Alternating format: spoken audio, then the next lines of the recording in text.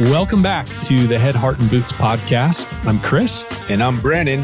Join us as we wrestle with what it takes to transform ourselves and the businesses we lead. Oh, what'd you think? I don't know, it's kind of serious. Should we laugh? All right. Hey, Jenny, thanks so much for joining us. This is round number 2 with you. Man, you were on the show, early in our... Oh, it was 4 or 5 months ago, maybe. Yeah, it's been Something a like that. chunk of time. So anyways, we are so excited to have you back. It's great to be back. Thanks so much for having me again. So we're going to dive into an interesting topic. I think why I was excited about it is because I think people have a wrong perspective on it. So a while back, Chris and I were introduced to an executive coach. And Amy, if you're out there in the world being an HR beast that you are, we thank you so much for everything that you contributed to our development. But one of the things that she brought up early was this wrestling with grit and the idea of how companies are proactively engaging their employees to create grit. And I think she's very wise, has very interesting perspectives on it, and always is approaching kind of this legacy, like, you know, how it affects the entire company. Yeah, she's thinking about it holistically. Big time. For sure. Yeah, big time. Man, we had a chat with you though. It's been a week or so, and you brought up grit. Yeah. And your perspective on it, I just fired us up, and we're like, okay, that's a show. We got to tackle that. So to get us started, just kind of lay out this framework that you've been wrestling with this idea of grit and what it really is in this professional environment. Yeah. I mean, I think that word certainly isn't new to our industry, right? I think it's one that we typically associate with the work that we do. And another way I like to think about grit is really resilience. And that's a concept that has been talked about for decades, but COVID certainly brought it back to the forefront of how do we keep our teams resilient in the midst of the pandemic and all of the things that surround the pandemic that we're dealing with at home, in the workplace, and so forth. And the more I started thinking about resilience, there was such a disconnect between how I hear people talk about it and use that word and what it really means if you start to dig into the definition. As I was asking people casually, you know, what does resilience mean to you? It kept coming back to this idea of like, it's how much you can endure. It's just getting through something and not breaking. It's how much you can take. And that just didn't sound very, it just didn't feel very optimistic. And it didn't feel like a healthy thing, actually. And when I looked up the word endure, it literally means to suffer patiently. Oh, wow. And it was like, is that really what we're striving for? Can we raise the bar a little bit on, you know, what we aim for? It's not very aspirational. No, and that's the word I was looking for. Yeah, not optimistic, not aspirational. And so I started then digging into what is resilience really about? Because surely there's more to aspire to than to suffer patiently and hope for the best. Yeah. And I actually found some pretty interesting things. And one of those is that resilience is really about our capacity to bounce back. So in that, I think it's understood that there's something we need to endure, but it's really about the capacity we have to bounce back from these hard things, not just how much can you take. Dude, and that whole suffering, suffering patiently. Suffer patiently. Oh my gosh, dude. Yeah. You know, I've never really thought about that word grit from that perspective, or endure. And it's endure, yeah. Ooh, if you think about things like endurance training and all of that, it's like, yeah, it's suffering patiently. So I think we can raise the bar a little bit for ourselves. But when you think about it as the capacity to bounce back, you really start to understand that it's something you can train. It's like a muscle that you can develop over time. And so, again, going back to the word grit, it tends to kind of be almost like an attribute, like you either have that or you don't. But actually, resilience is something you can train. and practice over time, so that your capacity to recover from hard things is increased. And that is when teachers talk about resilience at school, which I see all the time because I have, little ones, that's what they mean. How do we teach our kids to develop that muscle so that they can bounce back from the hard things? And I was like, maybe that's been there all along and I just misunderstood it. But it's become pretty clear to me that the way we use it, even in our industry, it's missing something. Yeah. Yeah, I think is it military ranks? I don't know. There's this saying of suffer well.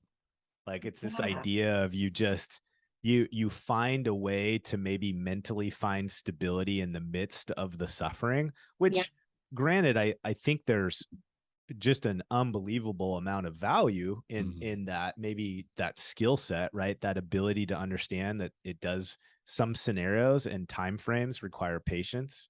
And you do have to just stick to it. Like you're going to get through it. It's going to be okay. But boy, framing that idea of developing grit into suffering patiently, that's not necessarily.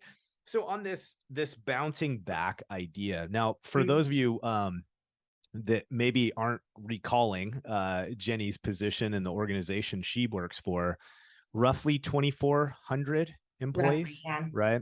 Yeah. So not a small company, and certainly the impact of these ideas and concepts as you introduce them and support your team members in the use and development of it is significant. So for us smaller teams, if just think about this, and Chris and I always try to make this connection, is when large influential companies in our business are considering these types of things, it behooves us to stop and hear them and take them seriously about how we can begin to introduce these to our ranks. And I would say if your team's 10, this idea is a whole lot easier to start talking about and navigating versus companies that have already reached these legacy phases in terms of size and scope. So anyways, little background there. But talk to us about that. Like what are you then kind of breaking down and beginning to develop your understanding around with this bouncing back concept?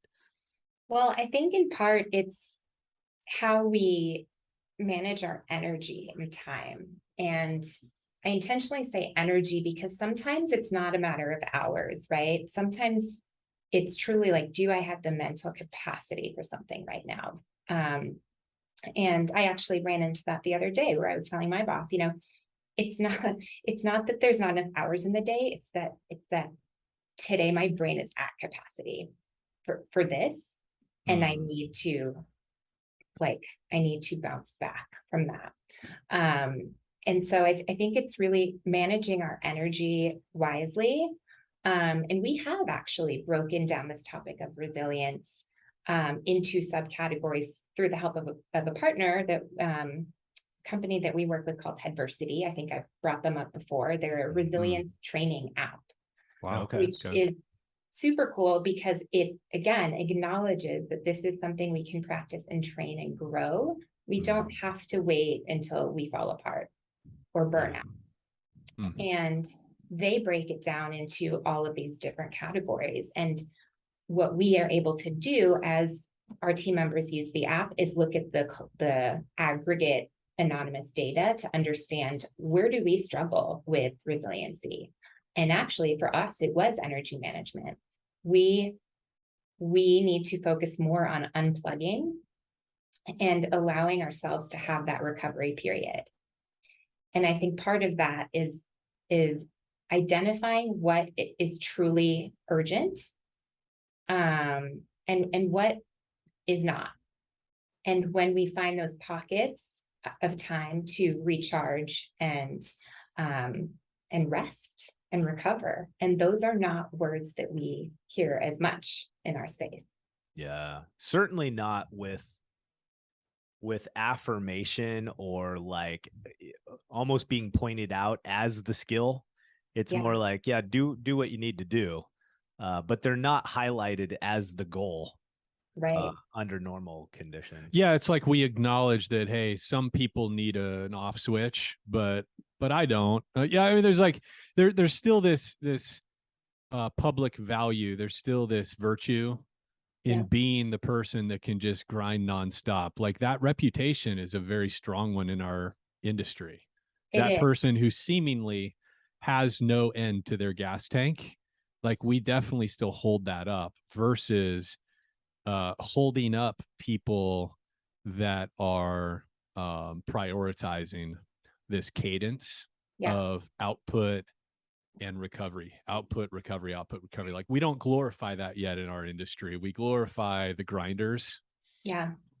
And I think that is changing at a more macro level. Even Yeah. at the conference I was just at last week, was really kind of calling out hustle culture as something that is done. We're done with that. Now, I don't think our industry is as done with that yet. I think there's still some glamour around it. Yeah. But I also am always so appreciative of leaders who are open about how they reset and recharge. To say that gives other people permission to do that. And I think Yeah. that's so important. So this conference that you went to, it was a tech conference, right? It was a culture focused conference that Okay. happened to have a lot of tech companies Okay. as attendees. And that doesn't surprise me because I think this idea of even having a culture role, a culture department is quite new. Yeah. So it was a lot of HR folks who happen to work at a lot of tech companies, LinkedIn, Microsoft, and so forth. Yeah. You know, one of the things, Jenny, I wrestle with a bit, and I really want to get your perspective because you're the person that's being anyways, you're interacting with these groups on a different level than somebody like me is. But so it's easy, I think, sometimes for us to look at tech companies, SaaS companies, software companies and go, yeah, but half their business model is you cannot make a profit for like 20 years and people still think you're amazing. We're just good old homegrown home family businesses. When we don't produce a profit for 2 months, we're dead. So I think it's easy for us as folks listening to immediately create this separation of what they have the capacity to do and prioritize versus what me as a personal bit, a small business owner can. Yeah. 8 can or 10 develop. or 15 employees. Yeah. It's like, I can't, that might be nice navel gazing over there, but I can't afford to do that. Yeah. You work for a large corporation that cares very much about the bottom line. They are not deferring profits for a period of time for any reason. Right. What are you guys seeing? What does the conversation look like for you in terms of how are key leaders saying, okay, we still are prioritizing cash flow and we still think this is important? What does that look like for you guys? Well, I think a big part of it is just recognizing that our people are at the center of all those things that we have to do and that we prioritize. And if our people are not feeling cared for, those things will be impacted, right? Like even if we are very different from tech companies in terms of the things that keep us up at night, we still rely on our people to do what it is that we do. And then in our industry, you layer in safety as a very big part of what we do, and the client experience. And so I think there's a genuine understanding and care for our people at the center of it all, that makes it possible for me to do what I do here at First Onsite. Yeah, that's interesting. Safety. This sounds so silly. I haven't even thought about it from that perspective, right? Like pilots can't fly for umpteen hours without rest, right? Right. Black Hawk pilots have specific ground time that they are required to take. Our industry is dangerous. There is a safety mechanism for us to consider. And so you guys internally are saying, hey, there's costs associated with dangers, right? With us not being safe. And that too is playing into your guys' decision making in terms of where you'll spend money or invest energy in terms of this kind of conversation. Is that what I'm hearing you say? Yes. And actually this initiative with Headversity was a joint effort with our head of safety and head of HR and my team. Okay. Because I think there's shared understanding, although our lenses are different, that this is a human issue, it's a safety issue, it's a people issue. And it's very real, not just in our company, right, but in our industry and beyond. And actually our head of safety, his whole philosophy is is quite unique in that if you ask him, what it means to him, he said, well, it's about loving your people. So it's not just about saving money and not getting in trouble and checking the boxes. It's really like, because it's the right thing to do. Yeah. And that was really awesome to hear when I first met him. Yeah. The other thing that we've talked about over the years is just the reality that we're all just a person. Like I think we watched previous generations, our parents, grandparents, probably just because of survival, right? We've evolved over time to sort of, we have a different consciousness, a different awareness about these things now in the last 20 years. We feel the freedom now to think about the quality of our work. Whereas I think previous generations, just like, it's work and it's like, it's making ends meet. And as we come out of that and we get to choose the kind of work we want to be a part of and do, and what kind of life we're building, that's becoming more and more common to talk about that stuff. Yeah. I think one of the things you and I ended up talking a lot about is just how much people's personal lives, how what's happening in our work affects our home life. And what's happening in our home life, our personal, our romantic relationships, as parents, with all of those things, our friends, cultivating a life outside of work has its own impact on our work, right? So like me, I've shared on the podcast very vulnerably, because I think I'm probably not alone. Like when there's friction between my wife and I of any sort, for any reason, it is tugging at my sleeve during my workday. I'm thinking about it. I can't help but think about it. Doesn't mean I'm not present. It doesn't mean I'm not doing the things, but I'm a little less present. And I'm affected by the quality of my personal relationships in my home life. And I think we forget that the reset component is not just physically, like I've been on for 30 hours tackling this, large loss or complex loss or a cat zone, work or something like that. But it's, what is the external impact to my family relationships? And also just my relationship to myself, right? Which I think our society is just now starting to consider. Like, how am I feeling? Like, what's happening inside me emotionally and spiritually and all those kind of things. For you, when you think of coming back from a major output or a difficult or stressful or negative situation, what do you feel like are the components of restoration, if we want to apply that word? How do we go about restoring ourselves after we've had significant output? What's a good way for us to think about that repair process? Well, I think part of it is understanding what it looks like for you, right? Because for some people, it truly is rest. I'm really bad at rest. I want to get better at that. But I know for me, what is restorative is actually recharging with a different input that is a different kind of energy, right? Whether it's a walk in nature or I still need that input, but it is something wildly different from the thing I'm trying to recover or restore from. It's not just sitting on the couch, because that creates a different kind of stress. So I think acknowledging that it looks different for everyone, and recovery does not have to be still. It doesn't have to be passive.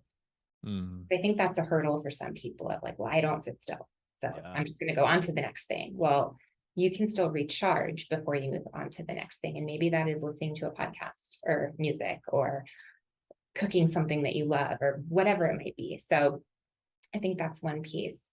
I think even what you were saying, Chris, of like acknowledging that you've just had an experience and checking in with yourself. That's something that we forget to do because we are so focused on what's next. So even that awareness to pause and check in, and that might be all you need. Maybe you check in and you're like, cool, I'm good. But that is a really big step that doesn't need to take a lot of time, that just acknowledges your mind and your body, that it's like, okay, we did this. And it's okay to take that little break. And I think that's where managers, leaders can help teams with that too, of like, how are we doing? because we don't often do that. And that's where sometimes we do have things to process and talk about. And that is also recovery, is allowing those conversations to happen. This is a really interesting facet of it to me, is what role can we or should we potentially have as employers and leaders with the environments we're creating, right? The teams we're building, in sort of addressing the whole person, right? And being interested. And we talk a lot about, like you mentioned, your safety manager. Hey, it's about the love of our people. At the end of the day, like if we really care about our people, we really say we love our people, and we don't have a really robust, sophisticated, progressive safety program, we're not living that out. And so if we say that, what role do we potentially play as employers? It makes me think of a story early on in my career, and I'll never forget it. In fact, I'm going to this guy's cabin, and we're going to hang out. We've remained lifelong friends. State Farm agent. Back when I was at State Farm, Jim Coolman, I was training in his office. He's a very successful agent. I was working with him, and I was trying to get approved for agency. State Farm has a really robust, that's a really intense interview process. And I'd been working for him for about a year. I think I was 25. It's way earlier in my career. And I went through the whole process, and I got declined. And it felt, I was super in that moment. He put it on speakerphone, and we heard from the person at corporate. Yeah, we want Chris to season a bit and then come back through the process. But the thing was, State Farm made you wait a year. If you got declined, you had to wait a whole year before you could reapply. And I was devastated. And the bigger thing was, I was totally broadsided. I thought I killed the interview. I thought I was like best interview anyway. So it was incredibly embarrassing. And I'll never forget this. I cried. I was very destabilized by the whole thing. I'm sitting across the desk from Jim, and without even missing a beat, Jim said, "You know what? Listen, Chris." I think it was a Friday. He opened up his wallet. He took out his business credit card. He passed it across the table. He said, "Listen, Chris, you got a lot to think about. Take my credit card. Take your wife to the coast. Get a hotel. Take her out to a nice dinner. You guys have some time just to process this, because I know this is hard. And you guys think about, do you want to hang here for another year? Do you want to stick it out, or do you want to make a change? I'll understand either way, but I just want you to have some time." Anyway, I'll never forget the kindness of that moment. He was taking into account how this was going to land with both my wife and I, because it was our dream. I wanted to own my own State Farm agency, all the things, and this had just been delayed at the very least by a year. And his caring in that moment to recognize what I needed was huge. And so my question for you, especially in a large organization, obviously we can't be given the company credit. The CEO isn't going to hand the company credit card to the person who just had a big setback and send them to the beach. But what responsibility or what opportunity do you think we have as employers of any size for us to play that kind of role in helping people recover from those emotional, personal setbacks, or even just what does it look like for us as a company to care about that part of our people? Yeah. So immediately where my mind goes is the concept of holding space, which in my doula world is a really common phrase, probably less so in restoration or the corporate world, but it is essentially what your friend did in that moment. Now, even if he had not handed you the company or his credit card, he was creating space for you to react to this moment, think about it, and not forcing the conversation along out of discomfort, which I think is often what happens when bad news happens. We don't know what to do with that, and so we jump on to the next thing. But he was sitting in that moment with you, and that's holding space. And I think that is something anyone can do. And that shows care and love for your people. Understanding in your case that this was impacting you, this was impacting your family, that also shows a level of care and love that some leaders wouldn't necessarily connect those dots or even know what the family situation is, right? And so I think the minute we are willing to go there, it it's a totally different dynamic. But that is what makes people truly feel cared for. Because I could see an instance where somebody handed their credit card, but it didn't feel like it was wrapped in care. Yeah. Do you know what I mean? Totally. But that's not what your experience was. It wasn't so much about that piece of it as it was like feeling seen and understood and cared for, if I'm like understanding it correctly. Oh, 100%. Yeah. Yeah. He met me in this really vulnerable moment, right? Where I'm feeling embarrassed. I don't want to go home and tell my young wife, we've been married like 3 years, I had this major career, what felt at the moment like a major career setback. Of course, in hindsight, most of these things end up seeming pretty small, right? Yeah. But in the moment, it was devastating. I was so embarrassed. Go to my new wife and like I didn't get it, and he saw that. And I think in the moment too, part of his response showed me that he understood, Yeah. like it's being seen and not judged. And there's almost like, again, we talk about this a lot, just the value of not feeling alone. So many of us are stuck in our heads all day. We think that the stresses or struggles or challenges that we're facing are unique to us. And then you get in a great, like, heart level conversation like we're engaging in. And you're like, oh man, we all struggle. We all think about this stuff. We all struggle. Yeah, I'm not alone, It makes me come back to that grit word, because when you think about the work that we do and that outward grit, it's like, yeah, we'll walk through fires with each other, for each other, but will we walk through those fires, right? The internal, the feely, the emotional, the life stuff. Why should it look any different?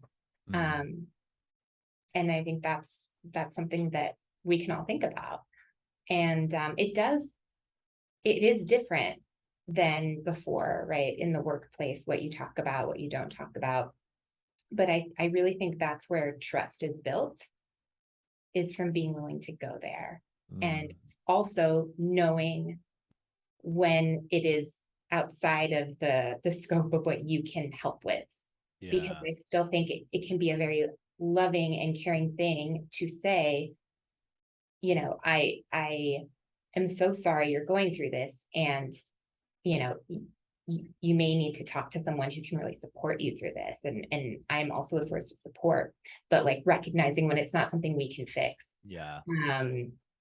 because that will happen. And I think that becomes a little scary for people, like, how much do I want to know? Yeah, for sure. So I kind of want to drive the conversation into a specific direction here. So one of the things that happens, I think, when we have discussions about this stuff that really falls really centered into the kind of emotional, mental support phase, is it's hard for us to understand what does this mean then? What tomorrow I get a water call at 1:00 in the morning and the team starts to go out and I'm a team lead, I'm a MIT manager. Like what's the context here? So follow me. I'm going somewhere here, Jay.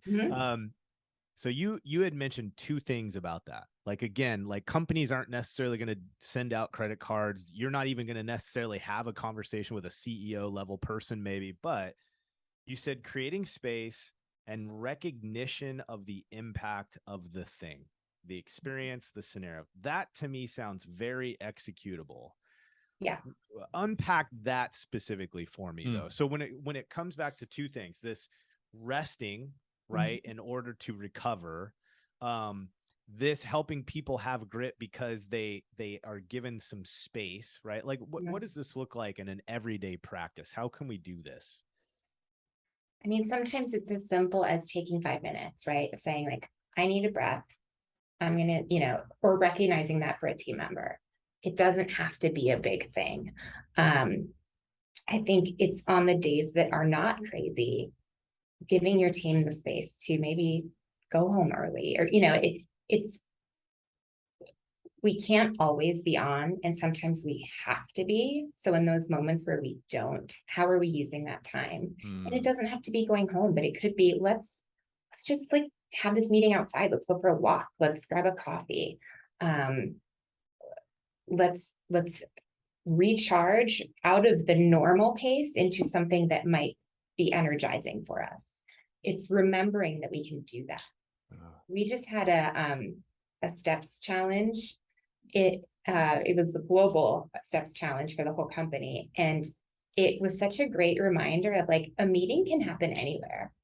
We can do walking meetings, we can do outside meetings, and some of those things become sticky of like, this feels really energizing in a way that fluorescently lit conference room does not at 3 p.m.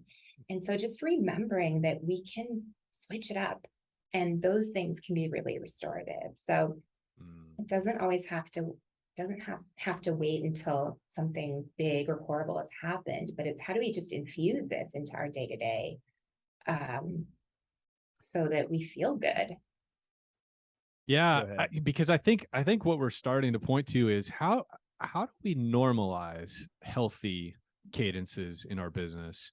Yeah. So that people sort of have a language and a framework for it. Like they have a menu of options. I have a fun story. I haven't actually referenced this in a while, but I was doing some executive coaching for a branch manager of a restoration location, and he was having a particularly stressful day. I mean, just all the things were going wrong, having trouble finding people, had a conflict between employees to address, and jobs that were going sideways, all the things. And we had our normal session. He showed up to it. And my question always with my coaching clients at the time when we would start the call is, hey, what are you bringing into our session today? Mm-hmm. Is there anything that we need to kind of clear the table so we can be focused and kind of settle in? And he just started just laundry list of all of the things that were sort of causing suffering and stress, And just in the moment, for whatever reason, I said, well, hey, have you ever meditated? Have you ever done a meditation practice? And I'm by no means a guru, but I've selectively found meditation really helpful. And I actually led him over Zoom. I led him through a body inventory, just a simple seated, focusing on, the weight of my head on my shoulders and just kind of feeling our body, getting back into our body, and just how cathartic that can be, how relaxing, for lack of a better word, that can be. And so I led him through like this 3-4 minute exercise. And when we got done, I said, okay, anything, what did that do or not do for you? And he said, oh my God, I feel like I can think again. I said, okay, well, that's great. And we went on to our thing. But the other interesting thing was at our next session, he said, hey, I got to tell you something, Chris. He said, one of my technicians came in. We had a really difficult customer situation, and my tech came in and was really upset. And I told him, I said, hey, are you willing to try something? And the tech said, yes. He said, okay, go close the door. And he led the technician through a body inventory, sitting in their chairs in the office across the desk from each other. And he's like, it was the most amazing thing. And a couple days later, that technician actually came back and told him, hey, I tried that meditation thing with my wife. We were having an argument. And before we went out to dinner that night, we both sat in the living room and did a body inventory. And both of us felt like the problem we were arguing about just didn't make sense anymore. And we had a really wonderful evening together. So I say that only because that's one example of how we can pursue recovery in an otherwise stressful environment. I mean, even in the cab of our truck. But how is First OnSite thinking about this, and how are you guys starting to promote the normalizing of these self-care practices or cadences of recovery? Because we have these high output, seasons or days or weeks or months. Yeah. How are you guys promoting that so it's not weird when somebody decides to leave the office an hour early and they don't feel, because some businesses have a really overwhelming culture of, you don't want to be seen leaving early. Yeah. And so how do you normalize the opposite in an effort to create a healthier workforce? Yeah. Well, and I think that's key because, I mean, let's face it, it's oftentimes it's not about leaving early, right? Because that is not something that we're taught is what you do. But I think part of it is just doing something like you did, just deciding to do it and finding courage to give yourself permission to maybe be weird. And in your case, it wasn't met with anything but like, wow, that was awesome. And I think we do a pretty good job at being weird in those kind of moments. Anyone who is unlucky enough to be in a workshop of mine knows that they will have to, sit in a circle or do something like that. But the more we do things like that, the more people feel like they can bring their thing, right? And we talk a lot about human power here, and this idea that everyone has a unique human power that they bring to First Onsite. And part of that is an invitation to bring your whole person in terms of your other skills, passions.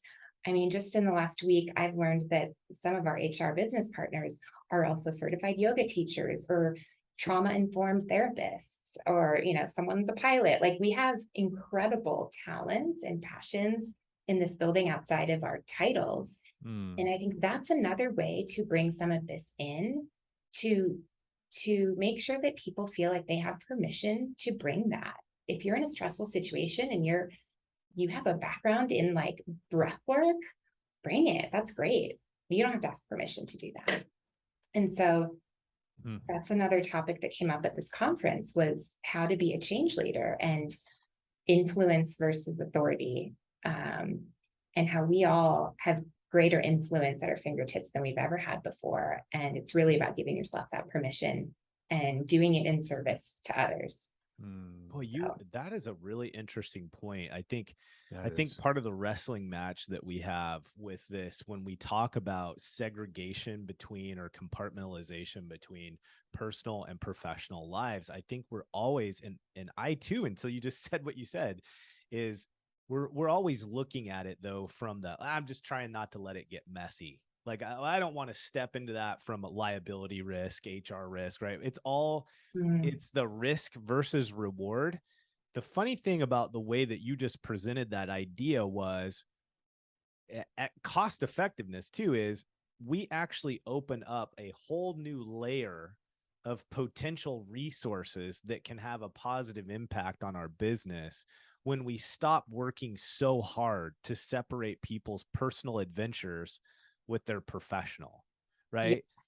I mean, that, like, even myself, when you said that, I'm like, honestly, I think I've always looked at this more from a risk liability concern and not so much, but I have all this whole new layer of opportunity that my team could be exposed to. Yeah. I mean, we've had former pastors, people that are really like, whether or not the various expressions, are appropriate in any context, but like, we've had pastors, we've also had other like social workers and things that have come onto our team.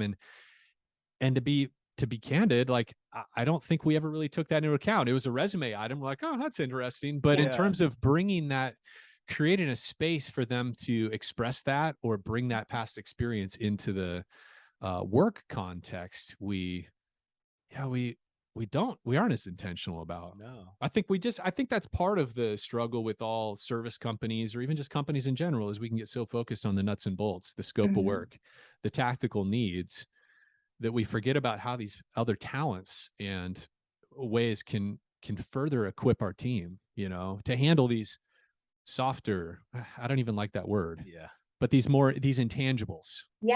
And I think that's such low-hanging fruit, because everyone has something outside of their professional life that they do to help others, or because they're passionate about it. And I'm quickly learning that, like, because I thought about mindfulness things we can offer and who do we bring in. And I quickly have learned that we don't need to bring anyone in. We have everyone here. It's giving them the space and agency to show up as their whole self and share that. And it's never a mandate, but I have yet to find anyone who does not love to share themselves that way. And there was a quote that I wrote down from this conference that was probably the most inspiring thing I heard during the 2 days. And it was a man named Shane Metcalf. He's the chief people officer at a company called 15Five. And he was talking about kind of this idea of people being able to contribute in the ways they want to. And he said, I hope that people can develop, grow, and contribute here beyond their wildest dreams. Wow. And I love that so much because I think we all want to contribute. And especially in our industry, we are all helpers in some way. We're problem solvers and helpers. And when we are invited to bring another part of ourselves that maybe isn't seen, I think that's deeply fulfilling. You know, you say that. Here's the first thought that comes to my mind, Jenny, is what is the likelihood of us doing a better job almost stewarding hobby or interest groups within our companies, right? Like we see the wild use of I'm going to sound like an old guy here, like messaging boards. Like I think about Reddit, like the entire structure of that organization is a bunch of specialty focused groups, specialty interest groups, and it's massive. I mean, we have kids that's their primary community and mode of communication. I wonder, what would it look like if our organizations got more intentional about kind of filling out a questionnaire from people like, oh, I'm into bow hunting, I'm into fishing, I'm into rock climbing, I'm into whatever, right? And then what would it be like to ask that person, hey, you know what, when we did this survey, there was 12 people in our company that are really into hiking and backpacking. Hey, would you have any interest? And maybe maybe it's once a month or once a quarter. Would you be willing to lead, a backpacking trip or something? And it's like, oh my gosh, because the way you just set the stage for it was this person's being honored and valued in their personal interest. And we're saying that's part of you that we like as well. Yep. Would you be willing to leverage or share that with other team members? And then the peer support and connection that would come from that would be bonkers. I mean, that's what creates belonging. Yeah. And obviously part of shaping culture is having shared values and things that kind of we share in our DNA. But I also think a big part of culture building is exactly what you just described. It's giving people the kind of freedom to self-organize around things they care about. And we don't all have to be into hiking as a company for you all to do that. Like there might be a cooking club on, you have a Teams channel for it, or this is the kind of place where you can do that. And we support that. And we're not going to stress out that suddenly everyone's hiking and cooking instead of doing their work. It's not that, right? But it's recognizing and seeing our people as whole beings who have many different interests and passions. And if they can share those with their peers, that's going to make this a place that they feel like they belong at. Oh, I love that. One of the things that you had mentioned earlier was just this, I was going back to that rest recovery piece. And you were just talking about like, oh, the example was if we have a light day, let's step into that and do something with it, right? Yeah. Or, we see a storm coming, right? Those teams in Florida right now know that pedal is not coming off the floor for a while, right? And so, but inevitably, there will be a calm. There will be some kind of reprieve between phases. Something's going to happen. It's like teams, if you're in that right now, like what can you proactively be thinking and being prepared to do for your team so that you can take advantage of those lulls that come? Because I hear what you guys are saying, and it's true. Like, it's not a matter as simple as somebody wants to leave a little bit early because the day got hard. That's not what we're saying here. Yeah. It's being intentional, like the word proactive. That was my word for today. Like that says a lot. Oh, I was just going to give one example. What do you think about this? Like, does this, and I mean, don't like make me feel good about myself, but honestly, is this far enough? Right. Yeah. I've seen, and at times it was me, but I've had, a MIT manager or team lead be really good about prioritizing a couple times a week, meeting their team on, let's say, a real big job, bringing food. Mm-hmm. And this particular individual had a really solid sense of humor. Like they're just the kind of person that could get in with a group of people and eventually they're all going to be BSing and having a good laugh. And he would go and he would grab lunch. He would go meet the team at the job. They would all stop what they were doing and they would all sit down and probably lose track of time for a solid hour. I'm thinking, well, it's really half hour was the normal time, right? Blah, blah, blah. But it was an hour. It cost me some money that I had to approve for that expense. But was that guy, that individual, wasn't he doing exactly what you're talking about? Like there was a reprieve from the grind and it was okay that we lost a few extra minutes in the moment, right? because I think ultimately that team went back to work better. They went Right? back to work better, probably safer in some way, right? Because they recharged, which then allows them to focus on what they're doing. I mean, there's a number of things. So yes, I think it is just that. And I see the other side of the coin, right? Of, well, that time could have been spent doing something else. But I think that's the greater shift. That's the greater culture shift that we're working towards, is seeing the value in that extra 30 minutes and what that did for that team. Probably also impacted how they felt when they went home that night. Yeah. Oh, And yeah. and the readiness they felt the next morning, knowing that this is a place where there's some room to breathe and connect with the people that I'm spending all day working with. Yeah, and the other thing too about that example is you actually that they may have gotten a balanced mix of nutrition in that lunch as well. Which Versus I know it Red sounds Bull funny and to say it, cigarettes. but like I spend enough time in the field with our techs and with our operations crew. Like it is largely fueled by, you know, cigarettes and Red Bulls and, you know, the go-go taquitos, you know, from 7-Eleven, and not because people don't care about their health per se. It's that it's not talked about, not prioritized in our industry. And some of it feels like it's just by demand. Like I have 9 minutes. I got to stop here at 7-Eleven on the way to my next job. And I just got to grab something. Yeah, just And fuel. it's just Yeah. fuel. It's just calories, which of course, I mean, most of us sort of know better that those kind of calories don't actually give us great fuel, but it's just by necessity. And so I think there was a lot going on there. Yeah. And what I'm also hearing, I think us talk about is thinking about the extra payroll time, the extra 2.5 hours of payroll or whatever that constituted, you know, that for the company, as more of an investment that we can reliably see an ROI from, right? So that PM or that estimator or whomever that was having that hangout with the guys, a break time, of us teaching our leaders to leverage those kind of investments.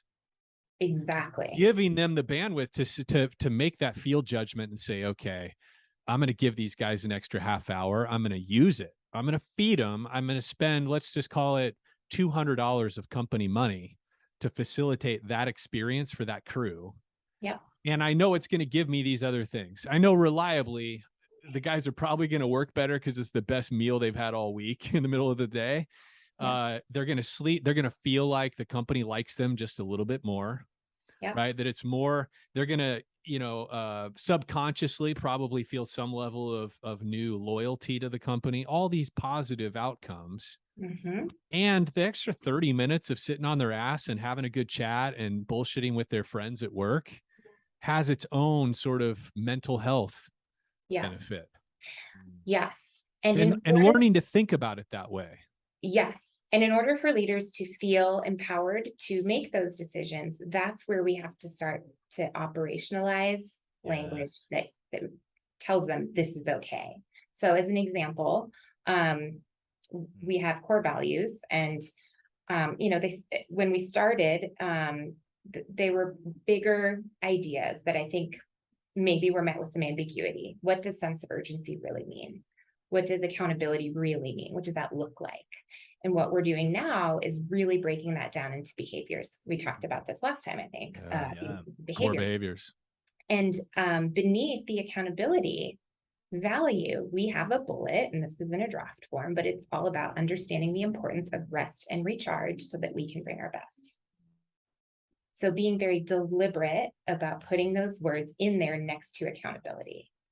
We believe this has to be part of it. You have to rest and recharge in a way that feels right for you and your team so that we can bring our very best. And it's those things that then go and, you know, influence the training we provide and how we onboard and start to establish that invisible but felt culture and way that we do things around here. I love but that. I think we have to connect those dots, and we have to be explicit for people to know that that's okay. Yeah, that's huge. That is literally huge, because I was just thinking about this one individual, and I do remember the first time they came and asked me for permission. Like, and the context there is the previous leadership that was not going to happen.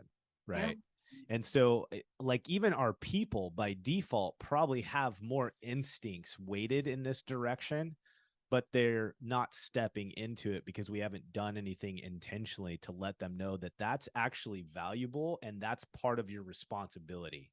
Yes. Right. If we do that, now all of a sudden these more natural instincts that people really have to care for one another begin to get lived out. It's not like you even have to train all the ways that we're pretty good herd animals really by default, right? Yeah. Well, I love that distinction between not only do you have permission, but it's your responsibility. Yeah, me too. I was just talking with someone about that in the context of speaking up if you disagree with the people around you. And I really do believe that shouldn't just be something you're allowed to do. That should be a responsibility. We hire for cognitive diversity, right? We want people who think differently. And so we expect that you will bring your differing ideas and oppositions and concerns. And so I think when you frame it like that, people know it's not just a courtesy permission of like, do it, but it'll be frowned upon. No, do it because that's why you're here. Yeah. And I think that feels really empowering. Yeah. You know, it's interesting. All the things you guys, we've been talking about, I am always like, the more and more I flex towards listening to people, asking more questions, hearing more about like what drives them and the special sauce that they're bringing to the industry, their company, the way they manage people, whatever, is I just keep realizing that once you step into the role of a formal leadership position, I think so many of us underestimate the responsibility we have to continue being learners, because so many people that have started small companies, you know, moved up in the ranks, you know, from different tech skills or levels or whatever, is we take this title on, we want the pay increase, we want the title recognition, we want the authority.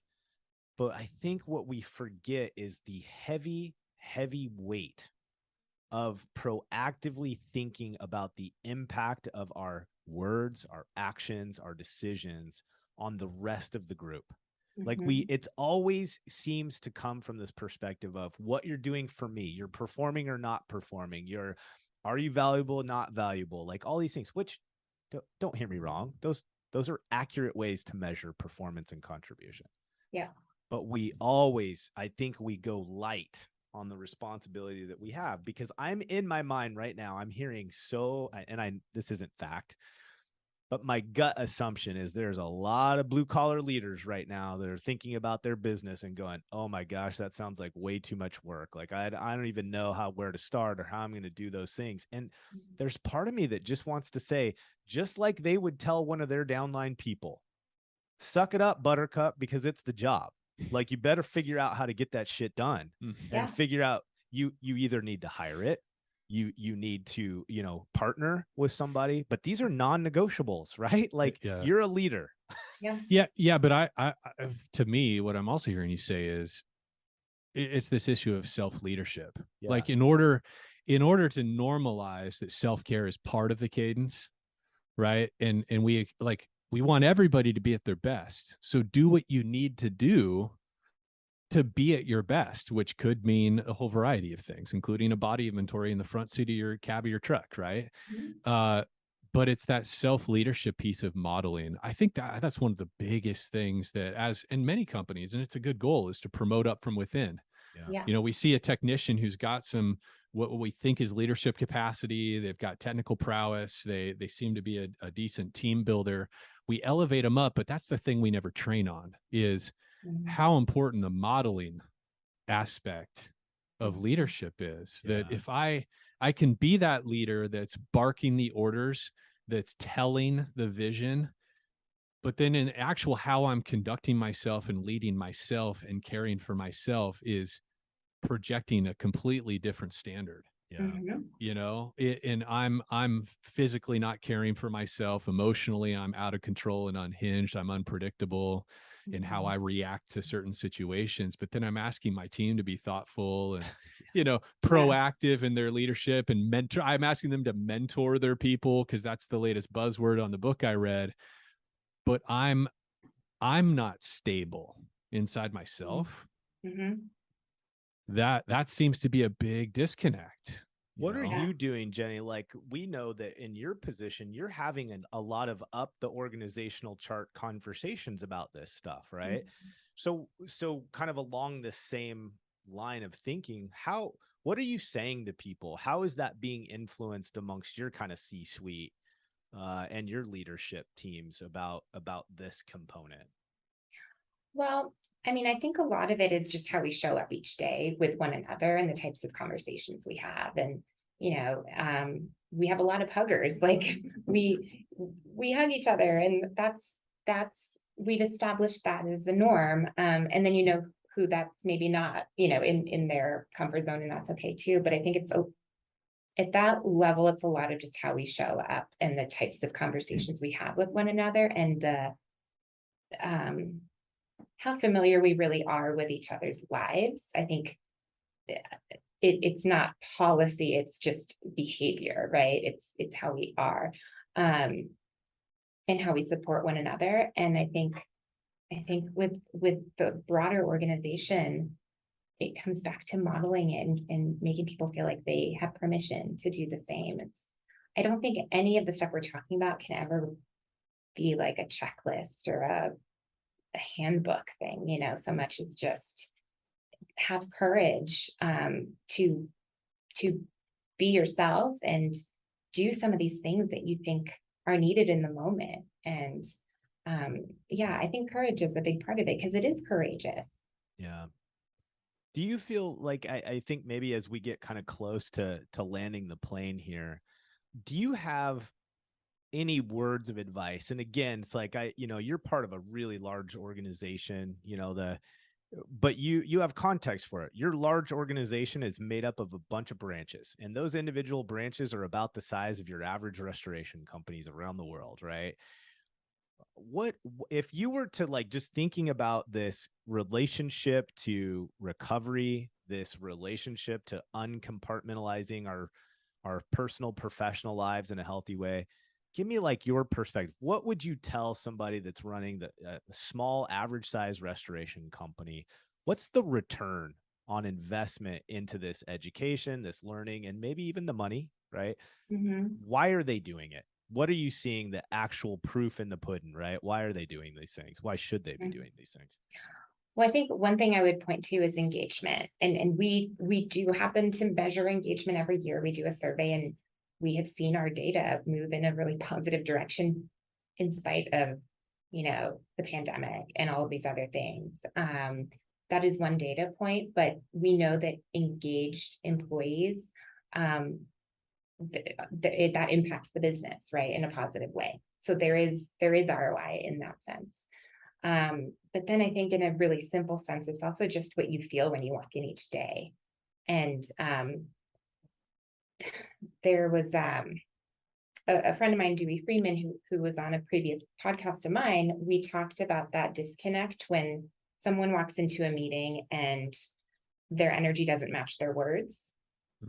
And just the toxic effect of that, it can throw off the whole meeting, right? Because you know something's not right, but that's not what their words are saying. And it's just hard to really accomplish anything because they're not really present. Versus, I think, Chris, you had mentioned earlier, checking in. What are you bringing in to the room with you today? Like, what, I forget how you phrased it, but it was perfect. It was kind of just letting everyone just spend a couple seconds just checking in and kind of unloading maybe stuff that you just don't want to bring to that meeting with you, but to get to say it out loud allows you to then be more congruent with how you're showing up. It doesn't have to be this massive investment, and you don't need an engagement survey to know that it's working. It's just, it comes back to those spaces, making space, holding space, finding space. Yeah. Remembering to do that is one of the most powerful things that anyone can do. That just interrupts the hamster wheel for a second. Yeah. I love it. There is one more thing that relates to this idea of grit and resilience that I just want to throw out there, and maybe we continue talking about that another time, but just to plant the seed.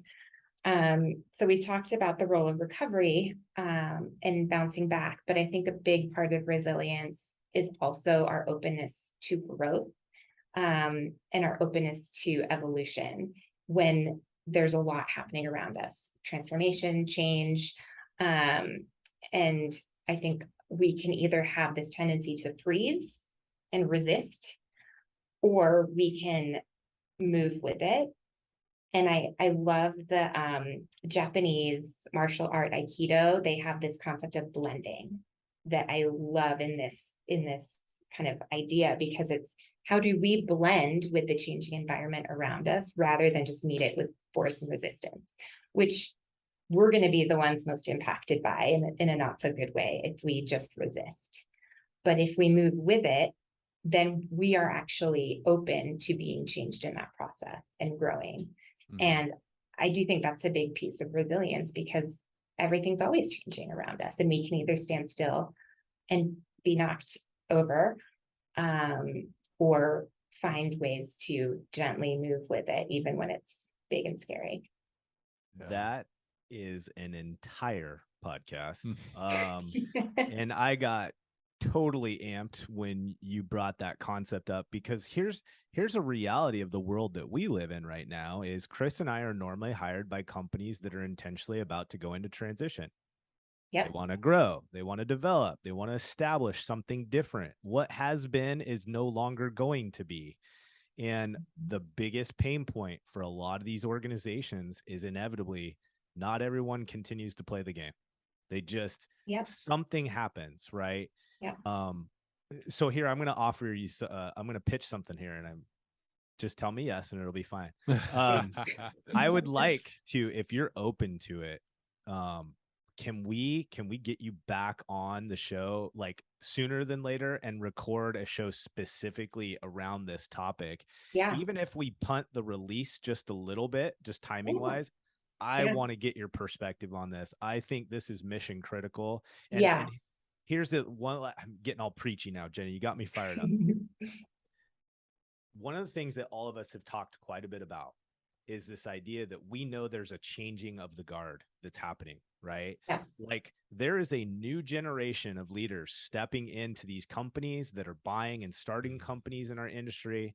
And with that, change is inevitable. And there's going to be people on our teams that they're going to get swept up in this. Like change is inevitable, right?